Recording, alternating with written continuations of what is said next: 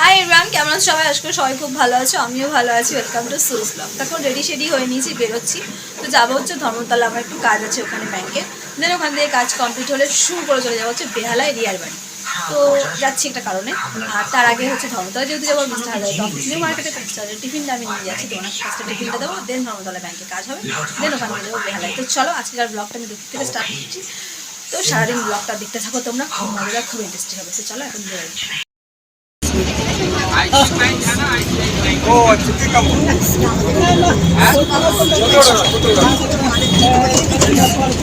তো এই যে এখন হেড অফিসের সামনে নেমে দাঁড়িয়ে আছি। মিস্টার হালদার আসবে, ওনার টিফিনটা যে নিয়ে এসে সঙ্গে করে ওনাকে দেবো, নিয়ে আমি এখান থেকে আবার হাঁটতে হাঁটতে ব্যাংকের দিকে যাবো। চলো, আমার চুল একাকার কাণ্ড হয়ে গেছে হেঁটে হেঁটে। চলো, আমি মনে হয় এমন একটা মানুষ যে যেখানে যাই সবার জন্য খালি আমাকে ওয়েট করতে হয়। যেমন আমার বরের জন্য আমি যখন অন্য অফিসার এখানে আসি, আমি 5 মিনিটে আসছি, 10 মিনিটে আসি, করতে করতে আমাকে ঠিক অনেকটা টাইম ওয়েট করি, তারপরে উনি আসেন। এখনো ফোন করে বললো আমি আসছি, একটুখানি দাঁড়াও, এখনো তার পাত্তা নিয়ে আসে। স্যার আসছে, চলো। স্যার কিছু খাবার নিয়ে চলে যাচ্ছে। তো উনি অফিস এখনো ছুটি হয়নি ওনার, এখন এসে এসে কোনো কথা বলতে পারলো না, জাস্ট টিফিনটা নিয়ে চলে গেল।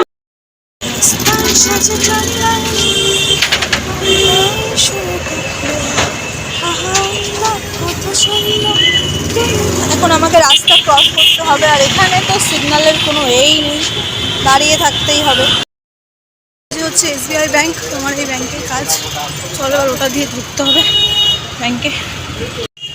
তো উঠে গেছি ব্যাংকের সিঁড়িতে। চলো ব্যাংকের কাজটা কমপ্লিট করে নিই, তারপর বেরিয়ে তোমার সাথে দেখা হচ্ছে।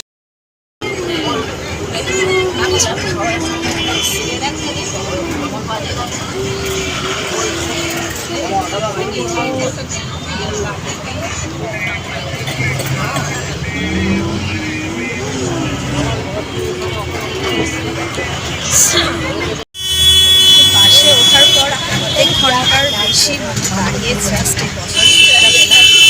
এবার যেন একটু হাত ছেড়ে বাঁচলাম, এতক্ষণ বেশিক্ষণ দাঁড়ানো ভালো লাগে না, হয় না। আমার পাশের জন মাসিমা বলছে বেশিক্ষণ দাঁড়ালে পা ব্যথা হবে। আজকে আমার সিচুয়েশনটা তাই হচ্ছে, ব্যাংকে গিয়ে অতক্ষণ দাঁড়িয়ে দাঁড়িয়ে কাজটা করতে বাসায় চলো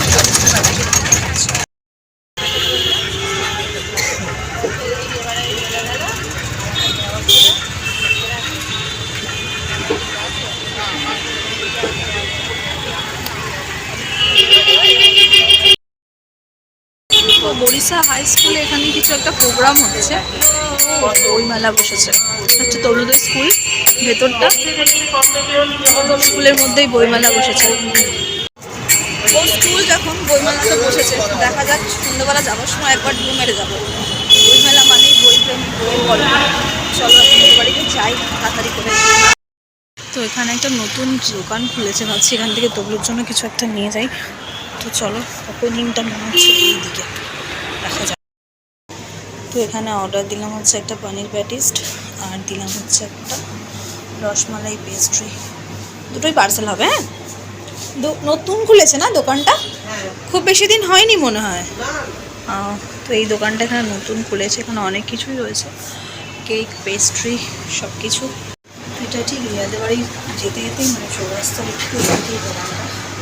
কেন আগে আমি জাস্ট সেদিনকে বসছিলাম, সেদিন আমার চোখে পড়েনি, আজকে আমি দেখলাম। চলো যাদেরকে নিয়ে নিই। তো এই যে আমার কেক আর পেস্ট্রি নেওয়া হয়ে গেল।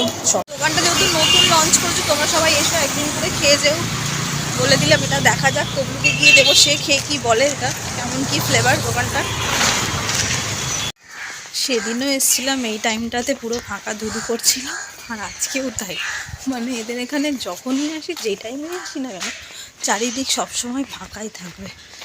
দেখো আজকেও তাই। আর এখানটায় কি ঠান্ডা, যেহেতু ফাঁকা জায়গা, আমাদের পুকুর রয়েছে, গাছ রয়েছে, সেজন্য এদের দিকটায় খুবই ঠান্ডা।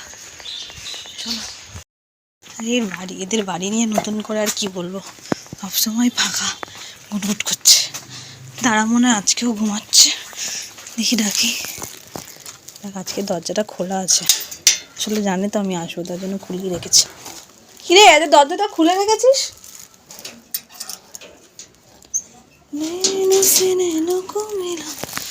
ঘুমাচ্ছে মনে হয় সব। এই রিয়া, রিয়া খালা দাচ্চা, দাচ্চা খালা।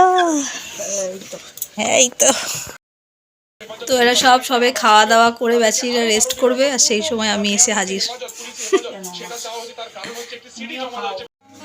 তো আমি যেহেতু দুপুরবেলা খাওয়া দাওয়া করে বেরোইনি, তো মা এটা ফোন করে ওকে বলেছে রিয়াকে, আর রিয়া আজকে লাঞ্চে বানিয়েছে হচ্ছে তো একটা দারুণ জিনিস এই শীতে, মানে কি বলবো, জাস্ট অসাধারণ। দুপুরবেলা এগুলো খেলে আর ঠান্ডাই লাগবে না। তো চলো কি বানিয়েছে তোমাদের একটু দেখাচ্ছি। এই যে দেখো, গরম গরম লুচি, সঙ্গে ঘুগনি, আর ফেভারিট আমার বেগুন ভাজা। লুচি দিয়ে বেগুন ভাজা খেতে তো আমি জাস্ট অত্যন্ত ভালোবাসি।